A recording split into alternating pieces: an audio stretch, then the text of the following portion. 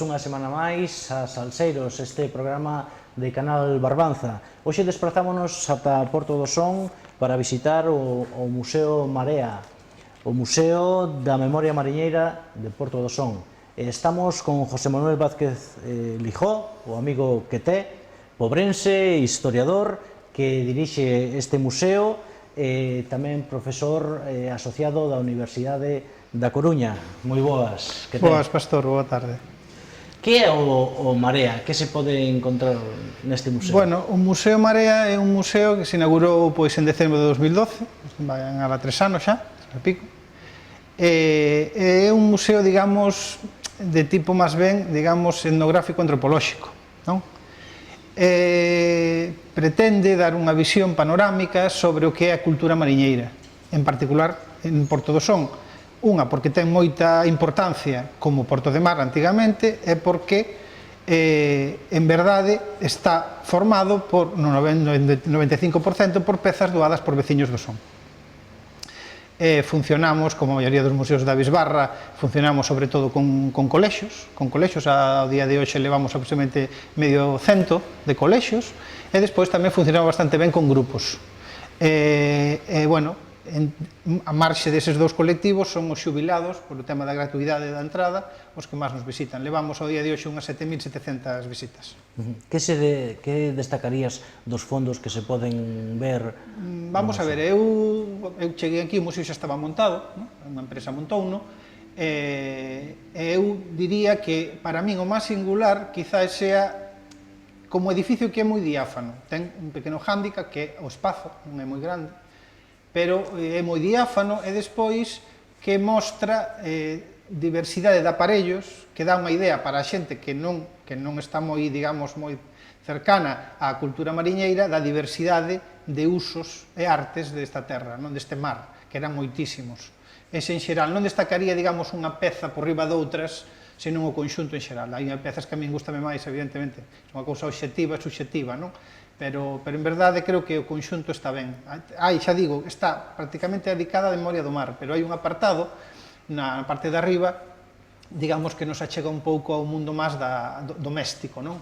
E tamén un pequeno apartado dedicado a unha pequena escola, con unhas cadeiras, non? Como todos, a xente, nós non, para a xeración, pero a xeración dos nosos pais, pois, achegalle moito porque é a vida que viviron, non? Na escola adentro.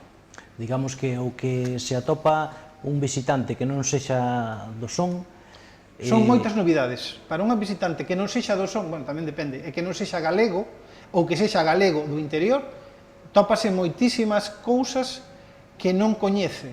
En unha medida do posible, nós aquí facemos visitas guiadas a partir de 5 persoas previa reserva, non? Inda que a veces eu non necesito eso, porque se a xente demosa que ten interese, eu digamos que lle fago a visita gratuitamente. Eu o que noto é que hai un gran descoñecemento da cultura mariñeira. Hai un gran descoñecemento. A idea máis evidente é que, sabedes, está da actualidade a exposición 100 obxectos. Destes 100 obxectos, calquera que poda ver, veredes que o número de obxectos dedicado ao mar é ínfimo. E iso é unha demostración de que realmente ainda non se logrou que haxa un coñecemento medio a nivel de Galicia, que non sei se sabedes que ten o 25% da costa de España, da cultura mariñeira en xeral. É un pobo que hai unha vinculación moito de Galicia co rural. E Galicia é o rural e as vilas mariñeiras tamén. As vilas mariñeiras, como Porto do Son, como pode ser calquera outra vila da costa do Barbanza, sempre tiveron como na súa cultura moita importancia, non? Moita importancia en todo o mundo, mesmo no xeito de vivir. Por suposto, no xeito de vivir, digo máis, incluso o mar xerou nun momento determinado na que Galicia sempre padeceu un problema entre que tiña moitos recursos do mar, pero poucas saídas para eses recursos. E se explica que, por exemplo, Galicia fundase unha quinta provincia galega en Trincherpe, en Pasajes. Non é que o mar non dera, o produto do mar vendíase mal. Entonces sí que é, o caso do Son é moi singular. O Son é unhas pouquísimas localidades galegas que históricamente é porto. Porto do Son é un porto de mar. Moita xente ainda sorpréndese que a parroquia do son non sea o son, que sea Noal. Ti que tu echa aquí un cargo de responsabilidade política, sábelo, non? Hai moita vinculación de o son, cando se esquecen que o son é un porto, pero a parroquia é Noal, non? Digamos, a capela mariñeira por excelencia é a Atalaya. No museo están todos os fondos á vista? Ou hai un Non, arquivo? vamos a ver, non, aquí hai, digamos, este é o local de exhibición da colección permanente e despois nunhas dependencias municipais, non? Pois están outros obxectos repetidos nas máis veces. Aquí penso que están os de máis valor, pero ali hai outros obxectos que permitirían, digamos, outros discursos históricos. Aquí optouse, penso que con acerto, por apostar pola cultura mariñeira, pola singularidade como base, eso leva a que aquí estén prácticamente todos os aparellos significativos dese mundo, pero ao longo de tempo que se levou funcionando outro museo etnográfico que había aquí no Pobo, pois reunirse material interesante sobre outros oficios, por exemplo, a carpintaría, os asorradoiros, os serrachís, mellor dito, como se chama, tamén logrouse reunir bastantes máquinas de coser Singer, etc. Hai máis obxectos que están aquí. Aquí hai aproximadamente uns 200 obxectos exhibidos. Enchería outra casa museo? Non é cuestión de encher, posiblemente sí, depende. É dicir, eu son partidario de que un museo non é bo polo número de pezas que teña máis ou menos, senón que as que ten haxa un discurso coherente que se poda explicar o que ti esperas. Sabes? Evidentemente, se houbera máis espacio, habería máis posibilidades de ter outros discursos, evidentemente. Son pezas doadas pola xente de Porto do Son? Doadas pola xente. Hasta onde eu sei, claro, cheguei aquí, non son daqui, preguntei e son doazóns de veciños. O 95%, prácticamente. Cantas visitas recibe o museo? Digamos, temos un problema, ou a característica da estacionalidade, como en todo, sabes? É dicir, nós aquí concéntrase moitísimo, digamos, o número de visitantes medra cando chega maio. Por qué? Porque é cando os días son longos e permiten excursións longas na que o Museo Marea é unha parte da excursión. Entón, concéntranse os meses moi fortes son maio, xuño, xullo, agosto. Eses son os meses onde se concentra en verdade a maioría das visitas. É suficientemente coñecido o Museo Marea no Barbanza, xa non digo máis alá? Non podo dicilo. En verdade, eu, así o digo, non estou nas redes sociais. Entón, eu intento dar o mellor servizo á xente que ven aquí.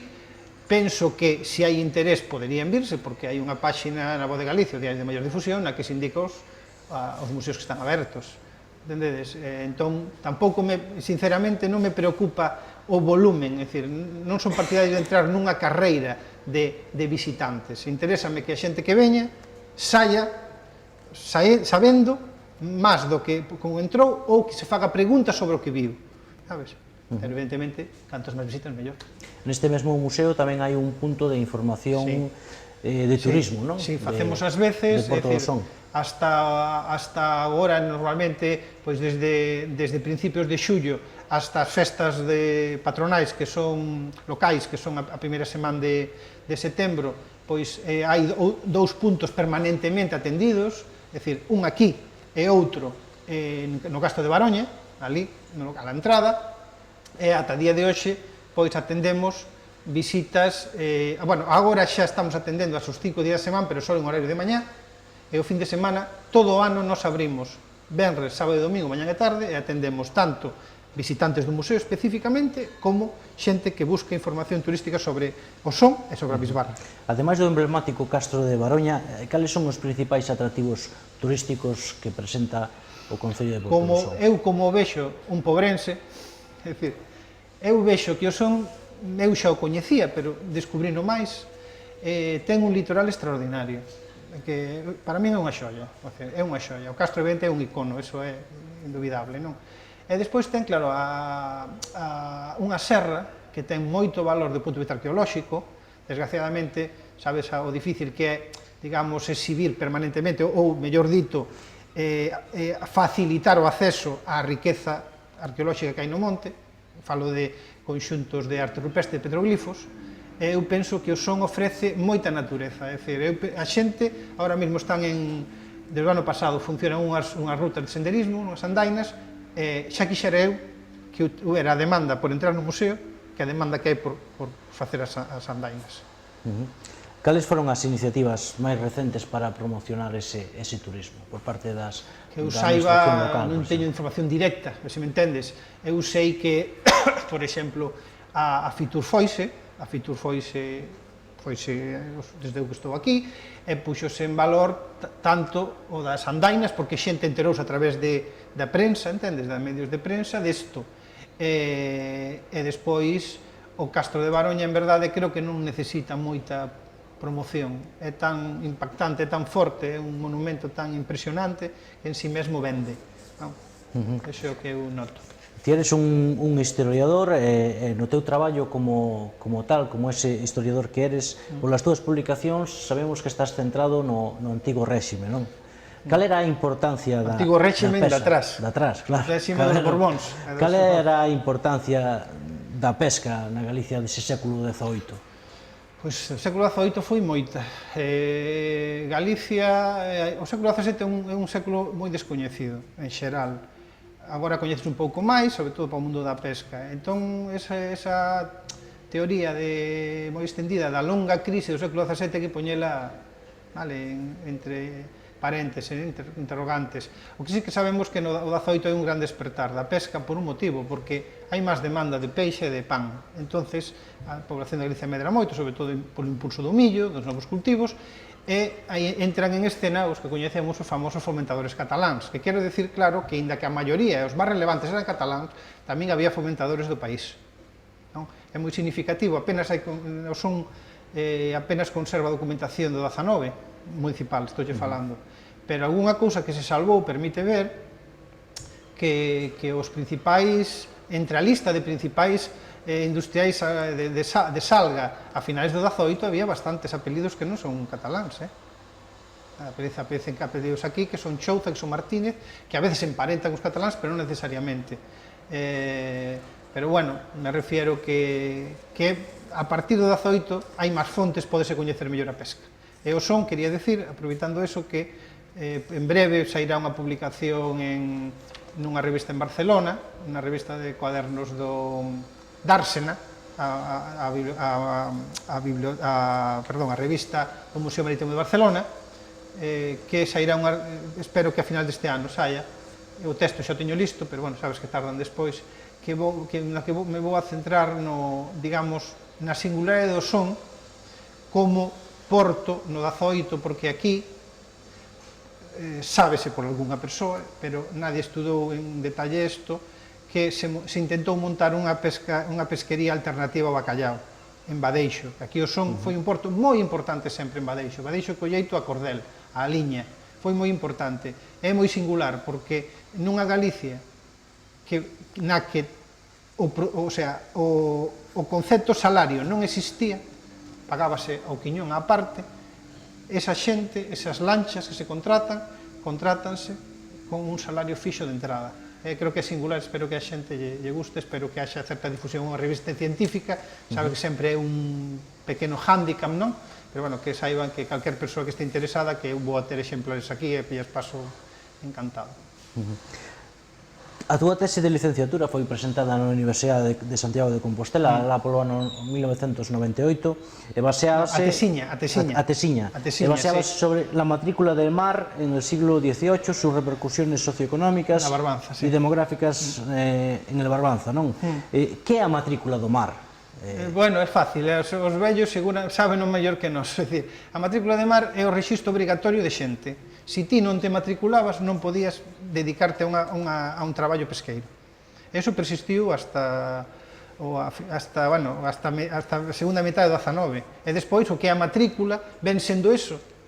Sabes, a xente que sabe matricular a capitanías, ven sendo eso. Eso tiña unha finalidade militar. Os Borbóns medraron, ou se fixeron unha armada moi grande en barcos, necesitaban homes. Entonces ten unha finalidade de control de tripulacións. Esa era a importancia que tiñan nas rías, por exemplo. Creo que tivo moita importancia, creo que condicionou en boa medida o desenvolvemento das actividades pesqueiras, creo que facilitou o triunfo dos cataláns. Os cataláns estaban eximidos de ir á matrícula por, licencias que se compraban e tal, e si tuvo unha incidencia grande, foi como unha especie de imposto de sangue. Tamén sobre o antigo réxime, pero sobre a fiscalidade, non? Fixeches a túa tese de licenciatura? Non. A tese formada ben. A miña tese de licenciatura é esa que acabas de ver, o que chamaba o final de estudios de terceiro grado. Despois eu, para a tese doutoral, que no 2005, o que fixen foi ampliar, digamos, o estudo da matrícula de mar a toda España. Despois eu o que teño son diferentes traballos en revistas, en artigos, que sabes que se saca partida da tese para ir publicando. Eu moitos publiqueinos antes da tese. Entón, esa que falas da fiscalidade, por exemplo, foron froito de investigacións, pero saíron antes da tese. En principio, claro, un sempre ten, por algo sentimental, emocional, tira máis á terra. O que ocorre é que a nivel de investigación pura non se financia, nin se permiten facer unha tese de historia local, prácticamente é imposible. Entón, eu agrandeina a España, aínda que poñendo foco en Galicia. Aí falas sobre o diezmo, non? Que é o diezmo do mar? O diezmo de mar, pois é, teóricamente, o 10% das capturas do mar, e cobrabos a Igrexa, fundamentalmente os párrocos. É unha carga como o diezmo da terra, que persistiu hasta as revolucións liberais. As revolucións liberais botanse abaixo. E que importancia tiña na economía do Barbanza? Pois tiña importancia porque supoñía de traer uns ingresos ás economías pesqueiras. Pois tiña unha importancia similar ao IBE. Era un imposto, en este caso, sobre a produción directa. Entonces, pois, hubo unhas resistencias na que tivo moito que ver, pois, digamos, todo o contexto, digamos, de guerra contra o francés, ese sentido máis de país, non, de nación máis ben. Entón, as Cortes de Cádiz abolen os dezmos. Despois, con Fernando VII volven, pero xa non será nunca o mesmo, sabes? O sea, dito de outro modo, sin os dezmos non se entendería, por exemplo, o patrimonio das retorais. As retorais, os pombais, os hórreos, móntanse en base a ingresos de foros e ingresos de dezmos. Esas eran as cargas, non? As cargas, os impostos que tiñan os mariñeiros. Os mariñeiros, neste caso, porque os mariñeiros pagan tanto produto do mar.